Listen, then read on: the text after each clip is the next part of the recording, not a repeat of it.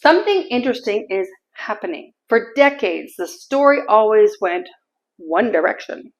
Families left countries like El Salvador to reach for the United States or Canada or even Europe. But now the direction is starting to reverse. North American families are selling their homes, pulling their kids out of school, packing their lives into a few suitcases or a large shipping container that includes 1 or 2 cars, and moving to El Salvador.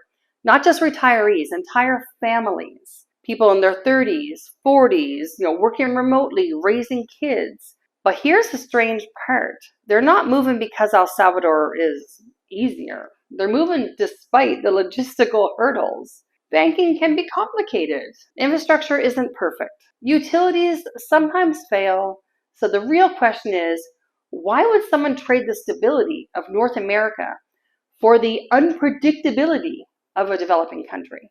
And I'm not just talking about the diaspora. I'm talking about families like ours with no previous ties to El Salvador. After digging through expat blogs, relocation guides, Reddit discussions, Facebook expat groups, and hundreds of online posts and comments to my previous videos, a clear pattern starts to emerge. There are 10 reasons that keep showing up again and again. And the first one is the most obvious, but also the most powerful. Buenas tardes, mis amigos, y bendiciones para todos ustedes. Good afternoon, my friends, and blessings to you all. My name is Charity Hagenars, and bienvenido a mi canal if you're new here, y bienvenido de nuevo if we're already old amigos. Let's get into this. Number one reason is cost of living. Let's start with the elephant in the room, money. Because for many families, North America has simply become too expensive. Housing costs have exploded. Groceries have doubled or even tripled in some cases. Property taxes continue to climb, and you don't get any more services for those. In cities like Toronto, Vancouver, Los Angeles, and Seattle, owning a home now requires $1 million mortgage. $1 million. I remember when I was a kid, we'd say someone's a millionaire. We actually thought that was a lot of money. And it was in like 1980. But now, that's just to have the house. That's crazy. Owning a home in Canada is completely conditional now, because even if you hold the title, the underlying land often is subject to unresolved Indigenous land claims, meaning your ownership ultimately exists within a legal framework that can and still be challenged or redefined by the Crown and the courts, as we have seen just happen in Canada. So do you really own property in Canada, even if you were paying the property tax? Because if you don't pay the property tax, they take your house. Also, now they're saying that the Indigenous people in Vancouver own the principal title of the property. So people can't get mortgages now. It's just, what has happened there is complete insanity. Hi, did you want to do the video with me? Do not knock over the cameras, please. Hey, can I help you? Can I help you? What? Oh, you're so pretty. You're such a pretty boy. You're such a pretty boy, yeah. Oh, you're all happy that mommy came to cuddle you. Yeah. Where were we? Meanwhile, in El Salvador, the math just looks better. Oh my gosh, you're back again. What? Do I need to call someone to come get you? Oh my goodness. Oh my god. I just can't go without you. Oh my goodness, that's what being a YouTuber is like. Yeah, because I didn't Careful. Ah! I just realized that when the cat knocked over the camera, it knocked out the mic connection from my phone. So I had to redo all this part of the video. Not fun. Meanwhile, in El Salvador, the math looks very different. Many expats report spending between $1,500 to $3,500 per month for an entire family, depending on the lifestyle. And rents can range from $150 to $2,000 in many areas. Groceries are cheaper, fresh produce is abundant and cheap all year round, especially in the mercados. Street food costs just a few dollars. We had dinner delivered from a lady in our neighborhood the other day. It was a gigantic hamburger with lettuce, cucumber, tomatoes, and a little mayonnaise on it. And then she also made French fries in a little plastic bag. Of course, everything comes in a plastic bag in El Salvador. That had ketchup. And she even threw in a can of Coke, which we don't really drink soda, but it was $3.75. I have never ordered that from her before, but it was delicious. And the burgers actually tasted like they were barbecued, and the patties were homemade. Very nice. Aaron Murphy just posted something on Twitter that said there was a kid's meal for like $25 for a burger in Costa Rica. Oh, that's nuts. That's crazy. For $3.75, you can't even get a drink in Canada for that. And the lady who made us so many lunches when we first moved to this house, while we still had the painter here painting it and I didn't have the stove hooked up, she charged the same. And she gave us a little tiny salad, a little bit of rice, and a chicken leg, or a piece of steak and a sauce, and a drink also for lunch. So you just can't beat that. These are really good prices. You don't just have to eat the pupusas and the tamales to, eat for cheap. There's many other options. We got those 4 dinners for $15, and like seriously, that's barely attainable for one person in Canada. That's like what, $20 Canadian, and $20 Canadian, that's one person's lunch. Crazy. My husband's in the Netherlands right now. His dad isn't doing well. That's why there was only 4 dinners, not 5, because we are a family of 5 living here. Even utilities can be dramatically lower. Some expats estimate like 50 to 70% savings compared to North America. I can say that I pay a lot more for electricity in Canada compared to here. Like in Canada, I have a furnace, AC, and an on-demand hot water tank rental in Canada. The rental is $257 Canadian per month. And with just the AC here, the electricity is like maybe like 120-ish. Without AC, it's like under $100 a month. Like that's so different. I know that the per kilowatt usage here is higher, but I've never had a bill this cheap in Canada. So let's be honest, it is cheaper here. Except if you run your AC 24/7 and you're in, in the Airbnb like we were in Zaragoza. That was expensive. Okay, so that one's expensive. In Canada, you have like whole home air conditioning. Here they don't have that. It's those mini split units. But you can get solar, which I found out about more the other day. I'll talk about that in another video. Or you can get a panel that's for 220 volts instead of 110.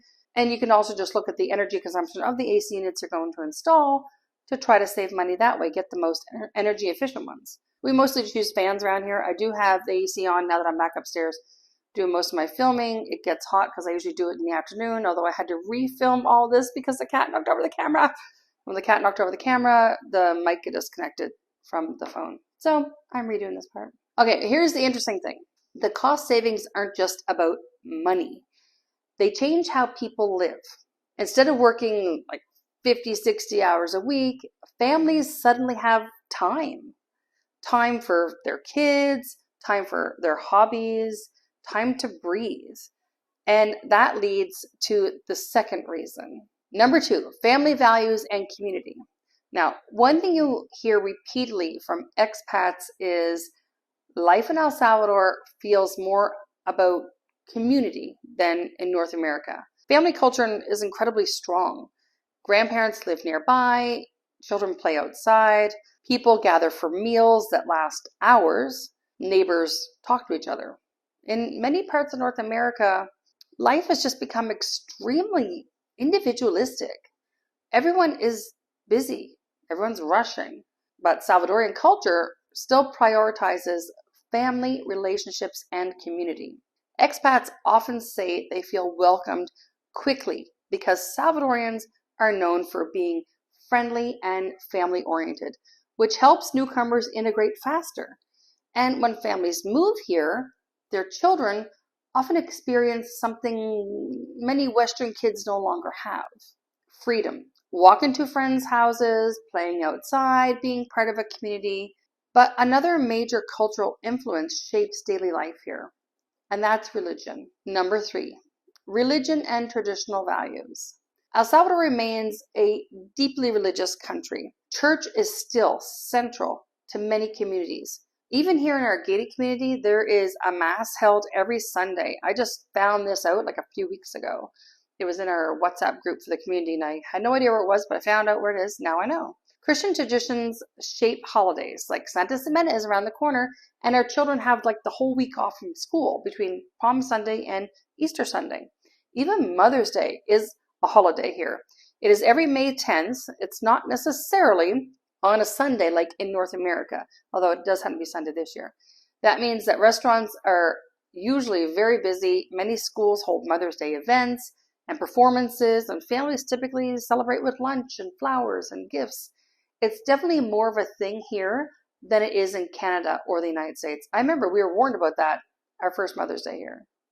Families have a lot of gatherings, and families often typically live in multi-generational homes here with the grandparents, parents, and the kids sharing one home. For some North American families, this matters a lot. Many feel their home countries have moved away from those traditional values. And whether that's religion, family structure, or cultural identity, El Salvador offers something different. Faith is visible. Church bells ring even at 5 a.m.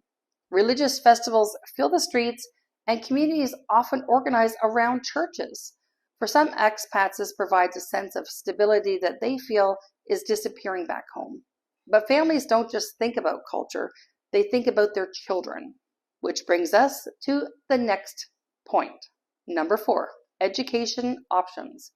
Education is one of the biggest concerns for families moving abroad. And while public schools in El Salvador can vary in quality, albeit that is changing for the better, many expat families choose private bilingual schools. These schools often teach English and Spanish. Sometimes they have an international curriculum as well. Some even follow American and European systems and start in September instead of January. That allows the children to stay globally competitive. But education here also has a different philosophy. Many schools emphasize discipline, respect for the teachers, traditional structure, and even haircuts. And outside the classroom, kids often gain something equally valuable: real-world experience, learning Spanish, exploring new cultures, understanding a different way of life. For many families, that global perspective becomes part of the education. Number 5, climate and outdoor lifestyle. Now let's talk about something people underestimate until they experience it: the weather. In Canada, winter can last like 6-8 months of the year where you're like inside all the time. You have short days. I would go to work at 7:30 in the morning in the dark, and I would come home at 4:30 in the afternoon in the dark again. We have lots of cold temperatures. Our record in Ottawa was minus 51 degrees Celsius. Can you imagine that? That's the first winter my husband spent in Canada. Welcome to Canada. That's very cold, okay? We have snowstorms, freezing rain, slush everywhere, fog, zero visibility, and black ice. It's awful driving in Canada wintertime. In El Salvador, it's warm all year. The sun comes up around 6 a.m. and it goes down around 6 p.m. every day. We have tropical climate, ocean breezes, volcano hikes, surfing beaches, coffee mountains, and the weather changes how people live. Instead of staying indoors all the time like we did in Canada, life happens outside here. Families go to the beaches on the weekends. We're actually going on Saturday. Kids play soccer in the streets, or in our case, we actually have fields right here. People gather in parks at night. Many expats describe the lifestyle as slower and more relaxed, centered around nature and outdoor activities.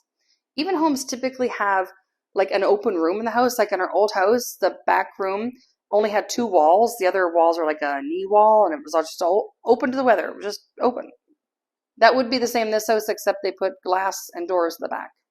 But we leave the doors open all the time, so it is really like outdoor weather. But lifestyle isn't the only reason people are moving. Another major factor has emerged in recent years, and that is safety. That would be number 6. The safety transformation of El Salvador. For decades, El Salvador had the reputation as one of the most dangerous countries in the world. Not just a little bit, like the whole world. But something dramatic has happened in the last few years, and it's only 4 years. Crime has dropped dramatically. Some sources estimate reductions of more than 98% in violent crime. Like, that's a lot. Entire neighborhoods that were once dangerous, like our area Lourdes, are now accessible. So that means tourism has surged, and expat communities are growing, although we don't really have niches of expats like in other countries like Mexico, but there are a lot more of us around here. I keep inviting people to Lourdes. And many visitors and diasporas say the change feels almost unbelievable. One person I spoke to came back to visit with his wife decades after having left here, and he felt so weird being out after dark. He was a little like freaked out, like PTSD, and he was expecting gangs to come out and threaten his family, as that's what he remembered. And now it has completely changed. And it took a while for him to get used to that change. For, us North Americans, that's kind of how we lived our lives all along. But for people coming back here, they have memories of really, really bad things that happened here. So it can take a little time to get over that. And like I said, PTSD, that's real. That's real. Of course, no country is perfect. Don't get me wrong. And safety still varies, by neighborhood. I'm not saying we're zero crime. We're just really, really low crime. I actually feel safer here than I did in Canada. Just to say that. But the perception of El Salvador is shifting quickly, which leads to another powerful motivator. And that is opportunity. Oportunidad, right? Number 7, businesses and entrepreneur opportunities. For entrepreneurs, El Salvador represents something rare. A country that is still early in the growth cycle. Tourism is expanding and infrastructure is improving. Look at our Los Chorros Highway just right there. That is like an amazing feat of ingenuity on display right there. Technology sectors are emerging. Google has moved here. They got a great big building in downtown San Salvador. We have Grok AI in the schools used for tutoring now. There's foreign investments that are increasing everywhere in this country. I know that we mostly see the Chinese investments in El Salvador because there's a lot of Chinese tiendas, but I have a list here of other countries that have really made an improvement to the economy in El Salvador. And number 1 is the United States. It's one of the largest investors and trading partners. There's investment in retail. Many call centers are here for American companies, manufacturing, and mining exploration. In 2026, an agreement aims to expand the U.S. investment in critical minerals and mining supply chains in El Salvador. Number 2 is Spain, one of the largest sources of foreign direct investment in recent years. The Spanish investment has led inflows in some periods, according to Central Reserve Bank. Now, Mexico. I never even thought about Mexico. Major investments in retail, manufacturing, and food distribution. Did you know that Mexican companies like Walmart de Mexico are expanding stores and logistics in this country? I had no idea. We also have Germany. German firms are investing in manufacturing, logistics, and industrial projects. The Salvadorian government has reported new German companies entering the market. Isn't that great? Number 5, we have South Korea. And we have investment in technology, electronics, manufacturing, and infrastructure projects. Number 6 is Japan. Strong presence in automotive parts, manufacturing, electronics, and development projects. Japanese firms often operate in those free trade zones, producing exports. Number 7 is China, like I mentioned. We know a lot of them. They have major involvement in the infrastructure projects, such as the National Library. That's a huge one. There's also a stadium being constructed. There was the Port de Libertad and other development projects happening. And number 8, we have Canada. Canadian companies involved in mining, exploration, infrastructure, consulting, and renewable energy. Number 9, we have Guatemala, our neighbor.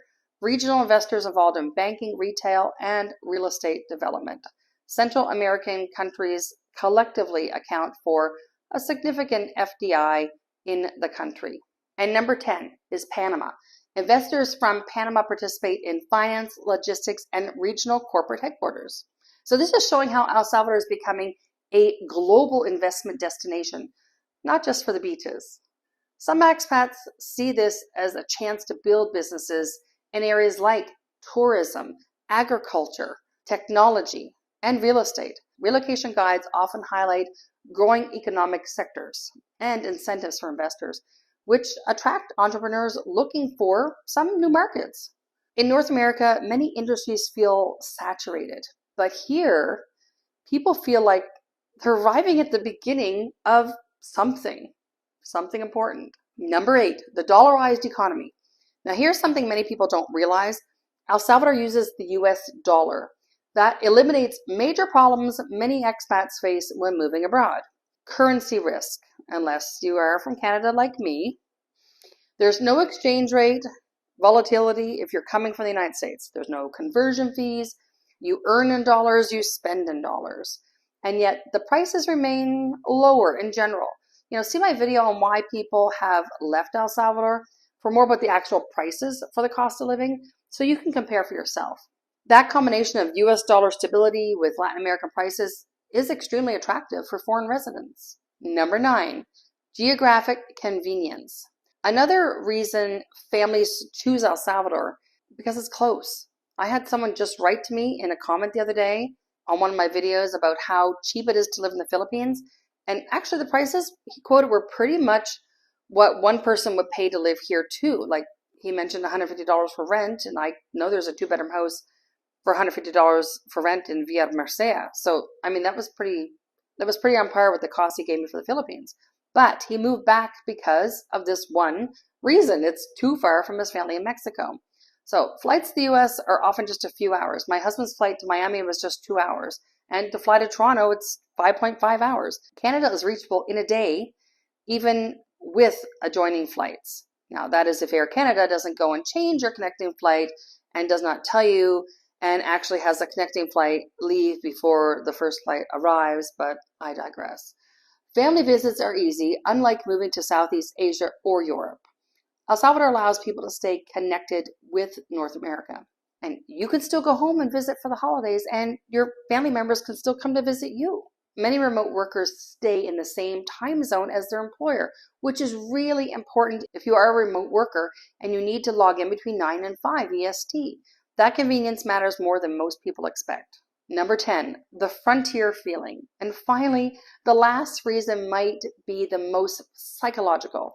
El Salvador feels like a frontier, often called the Wild Wild West, but maybe that's just referring to the traffic. The country is transforming rapidly. Some observers describe it as a nation undergoing one of the fastest national transformations in modern history. And I believe it. So much has changed just since our scouting trip in 2023. By the time we moved here in 2024, so much had changed. It was amazing. New roads, new airports, new tourism zones, like all of Centro Historico is now modernized from our scouting trip in 2023. There are new developments. Many people who move here feel like they're arriving early, almost like they're getting in on the ground floor or something that's just beginning. I often tell people it's a bit like that moment in the movie It's a Wonderful Life where George Bailey's friend is trying to convince him to join in the new plastics company making plastics out of soybeans. And he tells him, you'll be getting in on the ground floor. This thing is going to make us all rich. That's how some people see El Salvador right now. A country changing quickly, where the biggest opportunities may still be ahead. Almost like moving to the USA 70 years ago, Costa Rica 30 years ago, or Panama 20 years ago. There's a sense of possibility, of momentum, of change for the better. And for many families, that feeling is incredibly exciting. Okay, so let's do a little reality check. Here's the part that most YouTube videos don't talk about. Moving here isn't easy. Banking can be confusing. Utilities sometimes fail. Infrastructure isn't always predictable. There are things like water outages, traffic, and inconsistent infrastructure, depending on where you live, which is exactly why we always tell people one thing. Before you move, take a scouting trip. And I just discussed this in the last week's video about taking a scouting trip. So if you haven't seen it, after this video, go watch that one because that's really important. You need to live here temporarily. Test the lifestyle. See if it truly works for your family. And honestly, we strongly recommend doing that without the kids on the first scouting trip. Now, I know that might sound strange because ultimately the decision affects the whole family. But a scouting trip isn't really a vacation. It's more like research. When parents come down to evaluate a move, their priorities are very different from their children's. Mom and dad want to do things like check out the local grocery stores like Super Selectos or Maxi Despensa or PriceSmart. They want to talk to real estate agents or people selling property. They want to visit different neighborhoods around the country, driving all around the country to understand where things actually are. And they want to look at some schools. They want to figure out how banking works and ask 100 practical questions about daily life and learn the history of El Salvador. Now, to a child, that is incredibly boring. Or maybe that's just my children. I'm not sure. But from their perspective, the trip might just feel like hours in the car, adults talking to strangers, and walking through places they just don't care about, right? Do you guys have kids? What often happens is the parents end up rushing their research because the kids are restless, tired, or just simply not interested. I'm bored. But the purpose of the scouting trip is to observe carefully and think clearly. And once you've decided that the move actually makes sense, then bring the kids down for a second trip where the focus can be on them, showing them the beaches and the volcanoes and the culture and the water parks, and helping them get excited about that chance. Or be like us and just move your kids down without letting them make any changes to the plans. Because the first trip isn't about entertainment. It's about answering one very important question. Could our family really build a life here? Because for some people, El Salvador will feel like paradise, but for others, it will feel frustrating. But one thing is undeniable. Something is shifting. More and more North American families are questioning the traditional path, the big house, the big mortgage, the endless work cycle, and instead, they're choosing something different, a smaller country, a simpler life, and a chance to build something new right here in El Salvador. And if you are interested in knowing more about El Salvador, we have a WhatsApp group. Just email me your WhatsApp number at youtube@haganars.com or join us on our Monday night call. See the description below. We have a Monday night call every Monday night at 7 p.m. El Salvador time. And if you are thinking maybe you'd like to live here too, please check out my second channel where I go through the daily life struggles of living in El Salvador. This channel talks more about helping people move here or deciding to move here, like this video. And the other one is more of the practical day-to-day life here and has more of a DIY slant because that's how we roll here. I hope to see you there. See you in the next one. Don't forget to hit the like button.